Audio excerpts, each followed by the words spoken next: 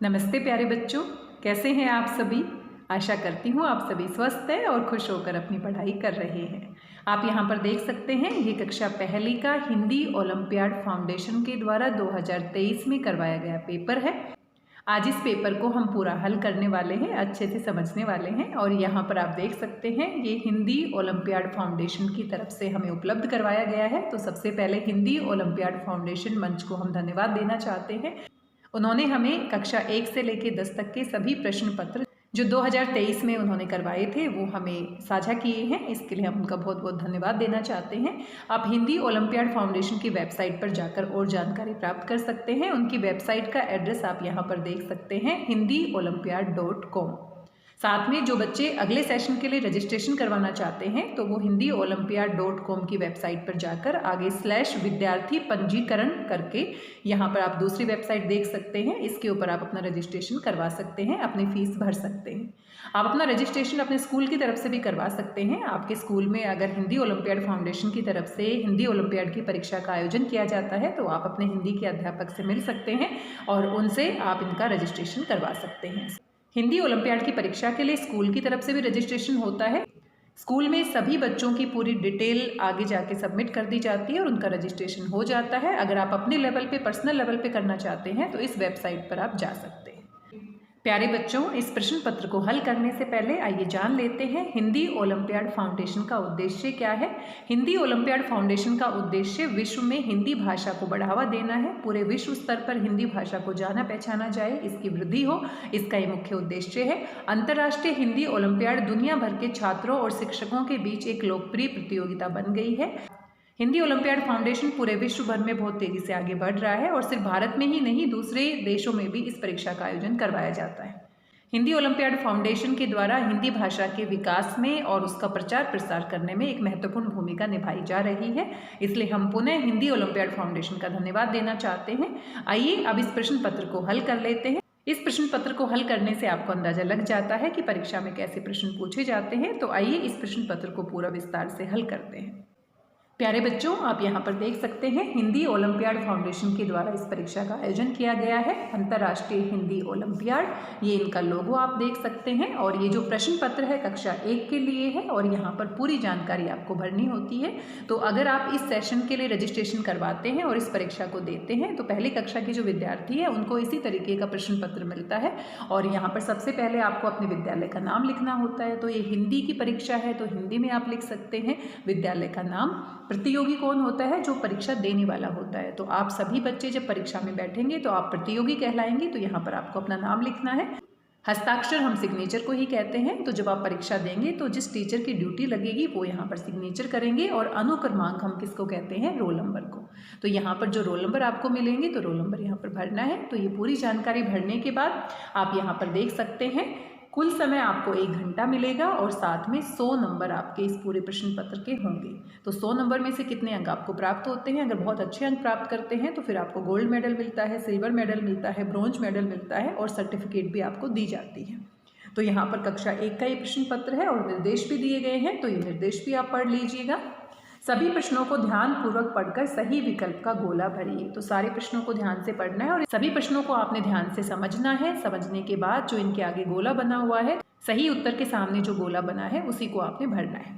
प्रत्येक प्रश्न 5 अंक का है, यानी कि एक जो प्रश्न है उसके 5 नंबर मिलेंगे आपको और आप यहाँ पर 100 अंक देख सकते हैं। तो कुल आपके कितने प्रश्न मिलने वाले हैं? 20। और आप सभी स्मार्ट बच्चे हैं। 20 को अगर हम 5 से गुणा करते हैं तो हमारे पास क्या आ जाता है? 100। किसी प्रश्न में कोई भी गोला नहीं भरने पर न तो अंक दिए जाएंगे और न ही काटे जाएंगे। अगर कोई भी प्रश्न आप हल नहीं करते हैं, अटेम्प्ट नहीं करते हैं, तो ना ही आपका फ़ायदा है, ना ही आपका नुकसान है, ना ही नंबर मिलेंगे और ना ही कटेंगे।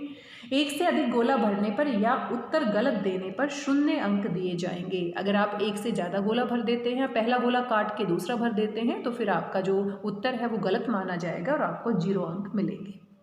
तो आइए इसको हल कर लेते हैं। और आप अभी छोटे बच्चे हैं, पहली कक्षा में हैं, तो आप अपनी मम्मी पापा की हेल्प ले सकते हैं। मम्मी पापा आपकी तैयारी करवा सकते हैं, आपके अध्यापक आपकी तैयारी करवा सकते हैं। और जब आपकी परीक्षा होगी तब भी आपके जो टीचर्स होंगे वो आपके साथ होंगे, आपको सारी बातें पढ़ के अच्छे से समझा देंगे कि कैसे आपने प्रश्न पत्र को हल करना है। तो इसके लिए आपको परेशान नहीं होना, बस आपने अच्छे से तैयारी करनी है। और यहाँ पर बहुत ही आसान सवाल पूछे जाते हैं क्योंकि आप पहली कक्षा में हैं, तो जिस हिसाब से आप पढ़ते हैं उसी हिसाब से यहाँ पर सवाल पूछे जाएंगे। तो आइए पहला प्रश्न यहाँ पर देख लेते हैं। चित्र को पहचान कर उसके नाम के पहले वर्ण का गोला भरिए। तो ये जो चित्र दिया गया है आप मेरे से पहले ही पहचान गए होंगे, और ये जो है इसे हम क्या कहते हैं? तो ये मछली है, मछली जल की रानी है, और जो मछली होती है ये मछली का चित्र है और मछली जल की रानी होती है। आपने कविता भी याद की होगी, मछली जल की रानी है, जीवन उसका पानी है, हाथ लगाओगे डर जाएगी, बाहर निकालोगे मर जाएगी। और मैंने ऐसा भी सुना है, कुछ बच्चे तो ये भी कहते हैं कुकर में डालोगे तो पक जाएगी। तो मछली में जो पहला वर्ण है, यानी कि जो पहला वर्णों से शब्द बनते हैं, आपको पता होगा, तो म। तो मछली कहाँ से शुरू होती है? म से शुरू होती है। तो पहला वर्ण इसका क्या है? म। तो आप देखो ये जो आपका है पहला जो उत्तर है वो सही है। और यहाँ पर गोला आप देख रहे हैं, इसको बहुत ध्यान से आपने पेंसिल से अच्छे से इसको भरना है। तो मैं हाथ से भर रही हूँ तो मेरा थोड़ा बाहर निकल जाता है, लेकिन आप बहुत स्मार्ट बच्चे हैं, इस गोले को आपने भरना है। और ऐसा ही प्रश्न पत्र आपको पेपर में मिलेगा अगर आप हिंदी ओलंपियाड की परीक्षा 2024 में देते हैं। सवाल बदल जाएंगे लेकिन पैटर्न सेम रहने वाला है। सवाल बदल जाएंगे लेकिन पैटर्न सेम रहने वाला है। आइए दूसरा प्रश्न देख लेते हैं, बहुत ही आसान है, आप मेरे से पहले ही हल कर लेंगे इसे। मेरे पास पुस्तक है, वाक्य में संज्ञा शब्द छांटिए। तो आपने जरूर पढ़ा होगा जो नाम वाले शब्द होते हैं, किसी व्यक्ति का, वस्तु का या स्थान का जो नाम होता है या भाव का जो नाम होता है, उसको हम क्या कहते हैं? संज्ञा कहते हैं। पहली क्लास में आप आ गए हैं तो आपकी मैम ने पढ़ाया होगा, आपको अच्छे से समझ में आया होगा। इस वाक्य को पढ़ने के बाद आपको बताना है कि यहाँ पर संज्ञा शब्द कौन सा है। तो मेरे पास पुस्तक है, अब ये जो पुस्तक है, जो बुक होती है, उसी को हम पुस्तक कहते हैं हिंदी में। तो ये पुस्तक किसी का नाम है कि नहीं बताओ? किसी वस्तु का नाम है। जो बुक हमारी होती है उसको हिंदी में हम पुस्तक कहते हैं, तो ये नाम है। तो यहाँ पर यानी कि पुस्तक वाला जो उत्तर है वो क्या है? सही है, क्योंकि पुस्तक को हम क्या कहेंगे? संज्ञा कहेंगे। और इसके सामने जो गोला है इसको आपने अच्छे से क्या करना है? भरना है। आइए तीसरा प्रश्न देख लेते हैं। चित्र को पहचान कर उनके नाम लिखिए। तो आप जल्दी से पहचान गए होंगे, ये हमारा क्या है? डमरू है। ये हमारा क्या है? डमरू। तो डमरू हम कैसे लिखते हैं? डमरू हम ऐसे लिखते हैं। और ये हमारा क्या है? घोड़ा है। तो यहाँ पर जो खाली स्थान दिए गए हैं आपको यहाँ पर खाली स्थान में आपने घोड़ा लिखना है। तो आसानी से आप लिख देंगे, आपने ज़रूर पढ़ा होगा और आपको लिखना भी आ गया है क्योंकि आप स्मार्ट बच्चे हैं, पहली क्लास में हैं। भाषा का लिखित रूप क्या होता है? आगे पूछा गया है भाषा का लिखित रूप है। अब मैं बोलकर आपको बता रही हूँ तो ये क्या है? मौखिक रूप है। और जब मैं आपको लिखकर, कुछ भी मैं यहाँ पर लिखकर बताती हूँ तो ये कौन सा रूप है? लिखित रूप है। और लिखित रूप के लिए हम क्या करते हैं? लिखना। लिखित रूप हम क्या करेंगे? लिखेंगे। और जो हम बोलेंगे उसके लिए क्या होता है? सुनना होता है। तो यहाँ पर ध्यान से समझना है, भाषा का लिखित रूप है तो लिखना जो होता है उसको हम लिखित रूप कहते हैं। तो ये हमारा कौन सा विकल्प सही है? दूसरा। यहाँ परेशान नहीं होना, उपयुक्त दोनों में से कोई नहीं, ऐसा तो नहीं है। जब हम बोलते हैं तो सुनते हैं और जब हम लिखते हैं तो वो लिखित रूप होता है। लिखना यहाँ पर लिखित रूप होता है। सही संज्ञा शब्द चुनिए। तो अभी हमने बात की थी संज्ञा शब्द क्या होते हैं? नाम वाले शब्दों को हम संज्ञा शब्द कहते हैं। तो सही संज्ञा शब्द क्या है? अब देखो आकाश है, यहाँ पर आकाश है और आकाश है। अगर ध्यान से आप पढ़ना सीख जाते हो तो आप आसानी से इसकी पहचान कर सकते हो। तो शुद्ध शब्द क्या होता है? बोलकर देखो, आकाश। आकाश में बहुत सारे तारे होते हैं तो आकाश नीला होता है। तो यहाँ पर आकाश, जैसे आप बोलोगे वैसे ही आप लिखोगे। तो यहाँ पर सबसे सही कहाँ पर लिखा गया है? पहले विकल्प में। तो पहला विकल्प यहाँ पर क्या है? सही है। हम स्कूल का काम किस प्रकार करते हैं? तो स्कूल का जो गृह कार्य आपको मिलता है, होमवर्क जो मिलता है, वो आप कैसे करते हैं? वो लिखकर करते हैं। तो यहाँ पर आपका क्या है? लिखकर। लिखित रूप में हम करते हैं। आपकी नोटबुक होती है और आपकी मैम आपको होमवर्क देती है तो उसी को हम क्या कहते हैं? स्कूल का कार्य यानी कि गृह कार्य हम कहते हैं। तो यहाँ पर कौन सा विकल्प सही है? दूसरा। बतख की बोली कौन सी है? ये तो आपको बिल्कुल पता है। बतख कैसे बोलती है? आप बोलकर भी दिखा सकते हैं। काऊ काऊ तो कौवा करता है और गुटरगू कौन करता है? कबूतर करता है। और quack quack quack quack quack quack कौन करता है? बतख। तो बतख कैसे बोलती है? Quack quack. तो कौन सा विकल्प सही है? तीसरा। हिंदी भाषा में स्वरों की संख्या कितनी होती है? तो स्वर और व्यंजन आपने जरूर पढ़े होंगे। तो स्वर हमारे कितने होते हैं? 11 होते हैं, 11 होते हैं। और व्यंजन अगर पूछा जाए तो व्यंजन हमारे कितने होते हैं? 33 यानी कि 33। तो यहाँ पर 11 स्वर पूछा है, तो कौन सा विकल्प सही है? तीसरा। और तीसरे विकल्प के सामने जो गोला है उसको आपने ध्यान से भरना है, उसको आपने बड़े ध्यान से भरना है। आइए आगे देखते हैं। पूछा गया है कुल शब्द में, तो यहाँ पर एक शब्द दिया गया है कुल, और इसमें कौन सी मात्रा लगी है? तो कुल में आप देखो छोटे ऊ की मात्रा, और छोटा ऊ कैसे लिखते हैं? ऐसे लिखते हैं। तो मात्रा पूछा है यानी कि तीसरा विकल्प यहाँ पर सही है, और इसके सामने जो गोला बना है उसको हम अच्छे से भर देंगे। इनमें से स्वर कौन से हैं? तो स्वर 11 होते हैं। अ, आ, ई, उ, री, ऋषि, ए, ओ, औ, ये हमारे सारे क्या हैं? स्वर हैं। तो यहाँ पर ई यानी कि हमारे स्वर है, और क और ख किस में आते हैं? व्यंजन में आते हैं। तो ये हमारा कौन सा है? पहला विकल्प सही है, क्योंकि स्वर पूछे गए हैं। 5 को हिंदी में किस प्रकार लिखा जाता है? 5 को हिंदी में किस प्रकार लिखा जाता है? तो 1 से 20 तक कम से कम आपको गिनती याद करनी चाहिए। गिनती से हमेशा सवाल पूछा जाता है। तो 5 हमारा 4 के तरीके से लिखा जाता है, क्योंकि हिंदी में गिनती अलग तरीके से लिखते हैं और रोमन में गिनती अलग तरीके से लिखते हैं। तो यहाँ पर ये जो 4 जैसा हमें दिख रहा है, ये हमारा क्या है? 5। तो यानी कि 5 पूछा था, तो ये हमारा क्या है? पहला विकल्प सही है। इसको हम गोला लगा देंगे। 5 को हम कैसे लिखते हैं? 5 को हम कुछ 4 के तरीके से लिखते हैं। तो ये हमारा 5 के लिए संख्या होती है, और यही विकल्प सही है, तो इसको हम गोला लगा देंगे। ये हमारा क्या होता है? ये हमारा 4 संख्या होती है, और ये हमारी कौन सी संख्या होती है? 7 संख्या होती है। और इसको हम क्या कहते हैं? 7 कहते हैं। तो 1 से लेके 20 तक गिनती आपको याद कर लेनी चाहिए। वहाँ से 1 या 2 सवाल अवश्य पूछे जाते हैं। छूटे हुए व्यंजनों को लिखिए। तो स्वर और व्यंजन यानी कि हिंदी वर्णमाला आपने जरूर सीखी होगी। तो यहाँ पर बीच बीच में कुछ वर्णों को छोड़ दिया है, व्यंजनों को छोड़ दिया है, तो वो आपने पूरा करना है। तो ये देखो कौन सी लाइन है, आपका कौन सा वर्ग है? च। तो च हमारा यहाँ पर आ जाएगा। च के बाद छ, और फिर ज जग, और फिर झ झंडा, और फिर य। तो ये हमारे पूरे स्वर हो गए। यहाँ पर त के बाद क्या आता है? थ थर्मस आता है। द, और फिर द के बाद ध धनुष आता है, और फिर आपका न नल आता है। तो इस तरीके से आप इनको पूरा कर देंगे। ट ठ, और फिर ड डमरू आता है, और फिर ढ ढक्कन, और फिर ट ठ ड ढ।